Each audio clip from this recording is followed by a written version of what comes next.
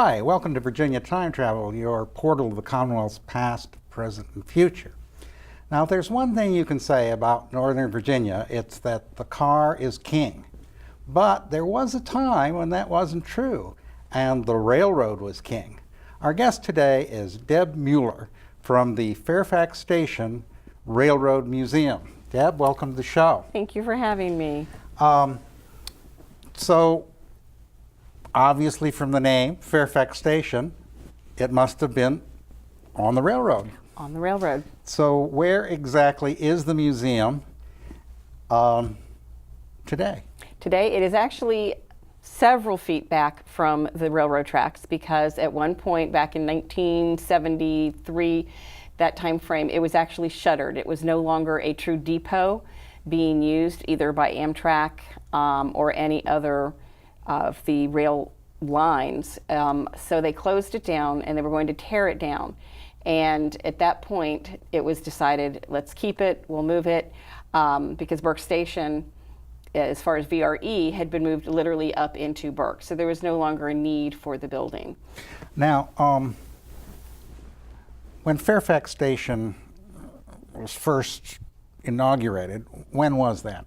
In the actual, are we talking about the original? The original. Or the original Yep. depot. That was in the 1800s. So it was actually part of the multiple different lines, one of them the Orange and Alexandria. But as you know, during the Civil War, it was a huge area for just literally any of the food and munitions, anything that was needed for the Union. And the building that's there now, is that the original building? It's not the original building. Some of it is original, such as the floors and some of the other reclaimed wood, but it is an actual replica of the original station and what it looked like. And when was that built? That was built by actual Fairfax County public school students that were in a VOTEC program. Oh. And that was built, and then we actually opened it up in October, and we just celebrated 30 years back in 2017. Wow, well, that's great. So you got started in 2017? We were. Or that's your 30th anniversary. Our 30th anniversary. Okay. So basically 1978 time frame. right. It was a few years before that they actually christened the grounds, because it took a few years to build. So now, what's the mission of the museum? The mission of the museum, obviously, is part of it is education. We have a huge, we're just part of Fairfax in general, in the sense that, do you know your history? Do you know that there's a lot of history in your backyard? Mm-hmm. So, you know, you drive down Fairfax Station Road, probably everybody does it several times a day in that area, going to Clifton, and they're thinking, well, what is that building over there? Oh. And so it's one of those things of what happened here. So it's education, maintaining that education, maintaining our history so that everybody understands that, you know, what happened, what transpired, why was the railroad important, and why is it really not a big deal anymore? And of course, you know, steam and all of that has been romanticized.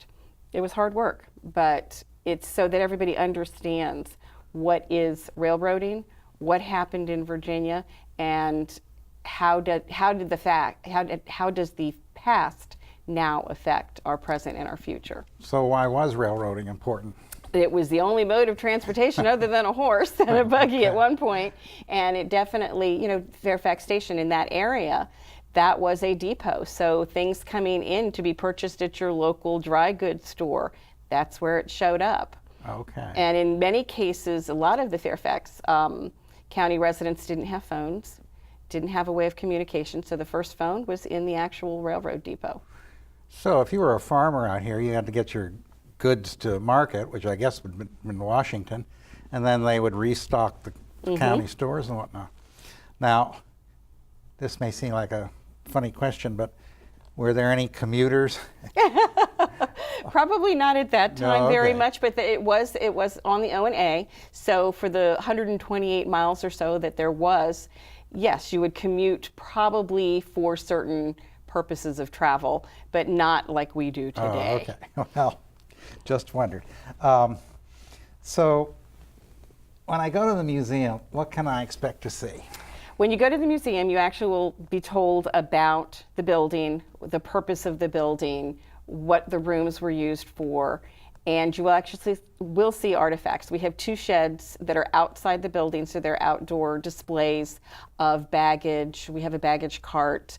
We have different utensils and tools that were used during that time frame and on the railroads. And then, of course, inside, same thing. We have a model train that is in there that the kids, of course, love to play with. You get to push the button and the train goes around. We also have different types of artifacts. And then, of course, we have the history of the museum itself from the beginning to present, and how has it changed, what's transpired during that time frame. Now, do you have a lot of railroad enthusiasts coming to the museum? Yes, railroads are still very popular. It's still, there's that romantic feel of the steam engine. There's the romantic feel of playing with the trains. A lot of generations grew up with the Lionel trains and the model trains. So we do have those types of folks coming in. They will come in and display their model trains. They'll show it for the kids, and the kids will get to play with that. And we have other people who are just coming in to learn about the history of the area. Now, the museum isn't actually on an active line anymore, or is it? We're still near the active line, just down over the hill where you'll see Amtrak. You'll hear Amtrak on Sundays at 11 or different times. And of course, it's also used by the VRE.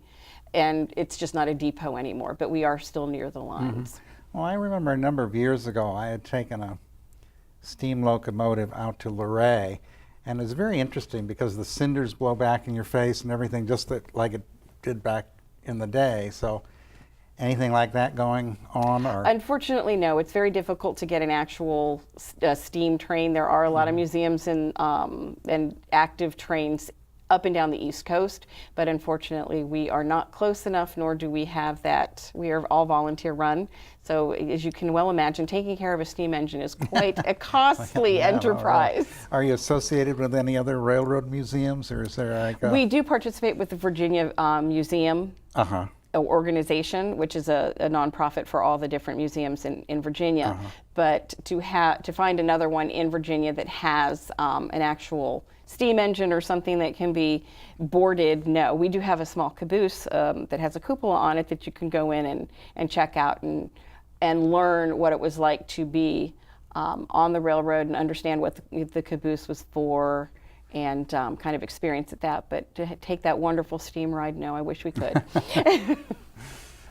So that caboose was that part of the Orange and Alexandria? Or? It was actually donated to us. Oh, okay. So it was not an original caboose used on the O&A, but it has been refurbished so that it does show what it would have looked like when it was part of the Southern Railroad. Now you say you're an all-volunteer organization, so that must be a little tough manning the museum. What are the hours? We're only open on Sundays most of the time, Sundays from 1 to 4. We do have what we call special weekends, where we might be open a Saturday, Sunday, or Sunday, Monday, depending upon if that Monday happens to be a holiday.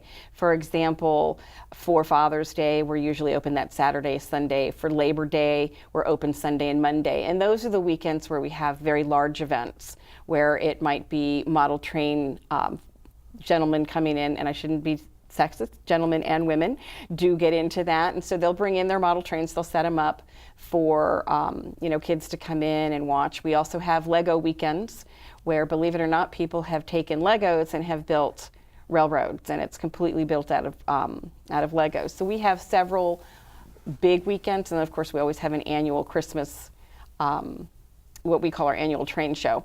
And it's literally from the teeny tiny Z all the way up to the larger ones, the G. It's by scale, so the G scale, which is what we call garden, and they're running outside. Mm-hmm. Now, the model trains, would you say that's like one of your real specialties, is these model train shows? The gentlemen and ladies who bring in their model trains, it does draw a crowd. A lot of people enjoy that, but we have other activities as well. So now, are those folks from the general area here, or do they come from all over? Some of them come from as far as Pennsylvania, but most of them are usually Northern Virginia, Maryland. There is a Northern Virginia N-track and T-track group, but some people who I guess are part of it are either living in Maryland, some might be living in Pennsylvania, and we've had folks from Pennsylvania come down for other events. Mm-hmm. So now, volunteer opportunities, I imagine. Lots and lots. So we're encouraging folks to volunteer. Absolutely. We can't keep the doors open without the volunteers, and So that's how would always the folks hard go part. about contacting you if they want to? They can go on the website, On the and the website. website is very easy because we do have a section if you want to volunteer. But me personally, if you're really interested in volunteering, there's nothing like showing up and actually seeing what transpires on a Sunday. You know, we used to have Sundays where it was just very quiet. Now every Sunday is filled with an activity of some sort. We either have, like I said, the model trains. We might have what we call a make and take or a craft where they learn something about the time frame, you know, either past or present. And we also have, you know, reading circles and story times and just a lot of hands-on days. So there's always something going on. So there's always a need for a person. So now, in addition to the railroad fanatics, I mean, is this really popular with children, or Absolutely. is this a good family? It's wonderful for families, particularly for the reading circles and some of the craft days. And we always sneak in that little bit of education. Oh, well, you're making a craft today, and today you're making something that you might hang on your Christmas tree, or you might have used for a game. And why are you making it? Well, it's because they didn't have a whole lot of money at this particular time, so they made everything. I see. And so, you know, you kind of sneak that history Yeah, lesson in yeah, while they're that's doing something good. fun. Oh, that's smart, yeah. So what's the most popular thing with the kids other than the Other than the trains? other than the model trains? Well, they actually do like hands-on days, and they like the craft days. The hand-on days is where they get to come in and play with artifacts that we don't mind being manhandled. So they might get a railroad spike that's really, really rusty. And we will show them how you take care of an artifact. How do you clean it up? How do you make it look nice for display? And if it is really too dirty or can't be cleaned up, then what do we do to preserve it, just so it doesn't fall apart? So they get to get dirty. Oh, well, that's fun. I like that. Now, have you ever had anybody who worked on the railroad come in to talk about, you know, We their do. We experiences? have guest forums where we'll either have somebody come in and talk either about a book that they've written, or they might have personal history. Of course, St. Mary's of Sorrows Church is just up the road, which had played a huge piece of that history with the railroad.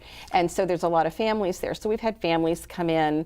We've had families from, such as the Wyckoffs and others, that have actually participated in the history of just the location, because they might have been either the postmaster or they ran the general store. So they've come in and talked about what it was like back then compared to what it's like now. Well, maybe we should talk a little bit about St. Mary's for those who don't know about that.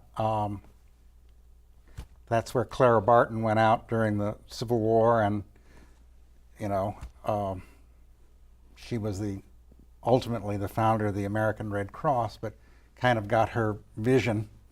While she was there. Can you tell us a little more about that? St. Mary's was, of course, founded and started and built by the Irish Railroad workers. And during the Second Battle of Manassas, St. Mary's was actually used as a field hospital. And Clara Barton came in on the railroad from that locale and literally stepped off in Fairfax Station and realized she was totally unprepared. 3,000 injured or dying soldiers lay between the depot and St. Mary's. And she showed up with 1 stew pot, 2 kettles, and 5 spoons. Wow. And she was all by herself. She was by herself. Wow. And there was two other nurses showed up at one point to help her. She got I think it was an hour and 15 minutes of sleep in the 3 days that she was there. And she stayed until the last Union soldier was put on the train and moved either to Alexandria or Washington during the evacuation. And so she was in St. Mary's. And so literally nobody realizes that the American Red Cross was founded and started in their backyard. And when they put the wounded on the trains, I mean, these were just like boxcars, weren't they? They weren't like... It wasn't the nice riding trains that we all know now, and even the fancy trains or anything. Right. No. It was just sort of... Just laid the stretchers into a... Wow, just unimaginable. Now, I know that you have something called that you're associated with something called the Traveling Clara Barton Program. What is that? That actually, we are very lucky to be a part of that, because it is really for the national parks. So it would go, it's called Traveling Clara Barton, and what it is you follow Clara Barton's steps through the Civil War, all of the different locales that she was at during that time frame. So Antietam, and there might be Gettysburg, some of the different places where she physically was there and did something. But she was just an individual. She wasn't connected with anything at the time, was she? Not at the time, no. She felt that she needed to do this. So the founder decided and contacted somebody at the National Park Service and said, hey, this is where she actually started. She didn't start at Antietam, or she didn't. No. So can we be part of it? Because even though we're not a national park, so we are part of it. And you get it's a piece of paper that has a picture of Clara Barton. You can choose to color the picture or not, but you go and mail it to each of the locations, and you get a stamp that is specific to that individual location. And once you're done, you turn it into the national parks, and you get a junior ranger patch. Well, I remember reading about Clara Barton after the Civil War. She was trying to get support for establishing the American Red Cross, and I think she was told by politicians and whatnot, well, we'll never have a need for that because we're never going to have another war like that. And she said, well, we might have natural disasters and whatnot, so it might be useful for that. And I think she was ultimately able to persuade folks that it was a good idea. Now, how can teachers and students make the best use of the museum? Well, because we're only open on Sundays, it makes it difficult for teachers, but if they would actually just contact, and we do have information and we have all sorts of different links. So there are links with information on our website, but you can also get in touch with us, and we have plenty of volunteers who have no issue taking a day off. Some of them are retired, and they will come in and actually either provide a tour, or they will come in and discuss, what happened during the Civil War. Here's what happened while you were here. And to me, history comes alive, and history makes more sense, and history is more meaningful when you can reach out and touch it and realize it and understand that you're not divested from it, because it's still around you. It may have happened hundreds of years ago, but it's still there. Do you find that people in this area have a good sense of history, or are they kind of disconnected? I think it depends. I think most people are disconnected because I don't think people understand. And I've learned a lot just from volunteering. It's amazing what you have no idea happened, or what people don't teach when you're in school. I've had people come and go, what's the significance of Clara Barton? Because I actually portray Clara Barton during certain events. And they say, so why did you pick Clara Barton as somebody to portray? And I'm like, well, because she was here. So it's hard, and it's like, you don't want to say anybody's being done a disservice, but I'm thinking, wow, nobody really, we gloss over it, or we look at the 50,000 view. We don't really look at everything that happened. And when we were doing an event for our Living History Day, I was looking at all the different battles during the Civil War, and nobody realizes that Virginia, being smack dab in the middle, was where it happened. We had 122 battles during the Civil War. The next state with the most battles had 38. Wow. Yeah. So, it's like, okay, this is, here's a perfect example of, let's learn. Yeah, it's the whole human dimension.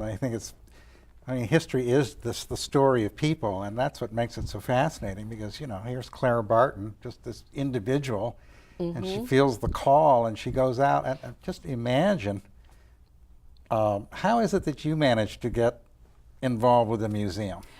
That's, I guess, a story of 20 years in the making. When my husband and I were looking for a place for our rehearsal dinner, we were actually St. Mary's. We're St. Mary's parishioners. So we knew we were going to get married in a little church. And we said, we really need someplace close by just to do a rehearsal dinner. And somebody said, that the museum, and that's the funny thing, everybody says, we never knew you were here. Didn't know you were here. And 30 years we've been here. And they said, well, you can rent the community room, and you can have your rehearsal dinner there, or something, you can use the grounds. And I said, oh. So we went in there, we looked at it, we said, oh, you know what? We definitely, because it's cool, it's neat. It's opened up, you get to see everything. Oh, yeah. And so we had a rehearsal dinner there, and then we've had tons of different parties in the community room just for family events, a birthday party. My father-in-law just turned 90, so we had his 90th birthday there because he likes trains. And so that's, you know, So it's that's a whole feature of the museum that we hadn't talked about. I mean that would be, so you can actually rent part of the museum? You could, the entire grounds is open. Wow. And that's what's really nice about it is that, you know, for us as a nonprofit, it's, you know, visitors, people who come and tell other folks about us, and people who come and say, oh, this is a great place. You know, it's nice to know that, and people don't know that we exist. Now, is this a private museum, or is it owned by the county, or how does that work? There was a push to try and have the county take over and have it be part of the county piece, but it's actually privately run by an organization, Friends of the Fairfax Station, because we couldn't find anybody who was willing to, you know, take that load on. So totally nonprofit.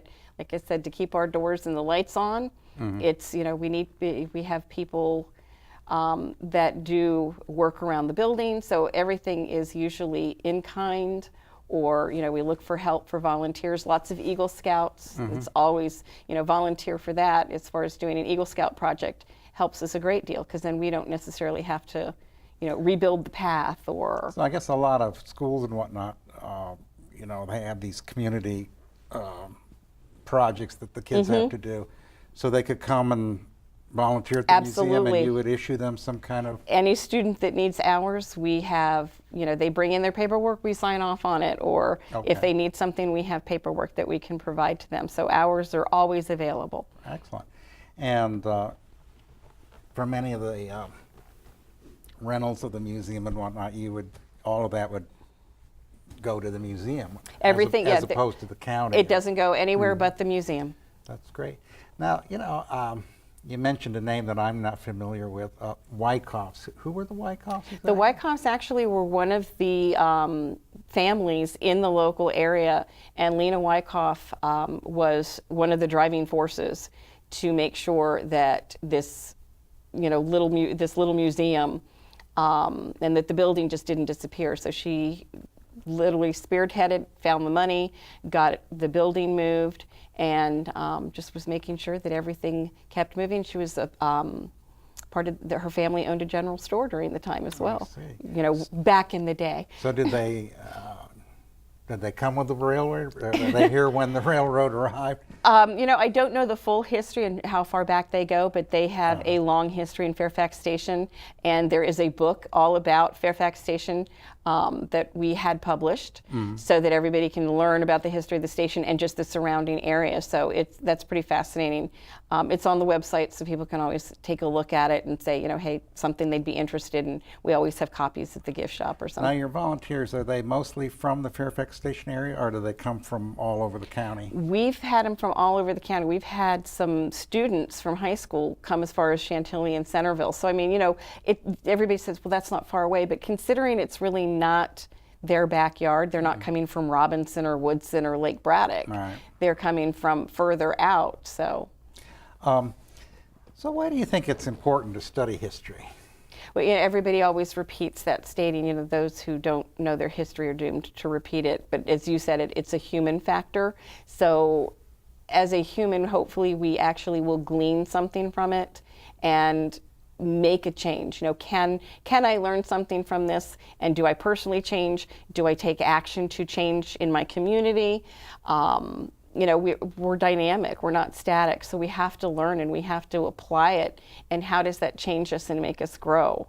And, you know, history is fascinating, and I think the more you get into it, the more you want to know about it. So there were one thing that you would want people to see at the museum or take away. What would that one thing be? What is your favorite thing at the museum? My favorite thing at the museum is, you know, that's a tough one, because now it's like there's so many different things that we've pulled out because we rotate. But we have a 100-year-old luggage cart that was actually physically used during the time that the what is now the museum was actually opened as a depot, and that was refurbished. So that's really cool to see that there's actually history that you can touch, that it's here, this was here. So that's an actual hands-on exhibit. That is an actual hands-on exhibit. We don't, we try not to let everybody touch all the really, but it's one of those things that they can walk in and say, okay, that's neat. That was physically here. That was used by someone. Yeah. Well, that's great. And when did the station actually close? It was in the 1970s they shuttered 1970s, wow. So that was kind of the demise of the railroad in Northern Virginia, I guess. Probably a little more or less. More or less, but yeah, probably maybe even earlier. Well, Deb, we definitely want to thank you for coming on. We have a little gift for you, Historic Cemeteries of well, thank you so Northern much. Virginia. That is awesome. And we'd like to thank you for tuning in to Virginia Time Travel, your portal to the Commonwealth, past, present, and future. Please visit our website at www.timetravel21.com, and we'd love to hear from you. Please write to us at timetravel21@yahoo.com. Thanks for watching, and I'll see you next time.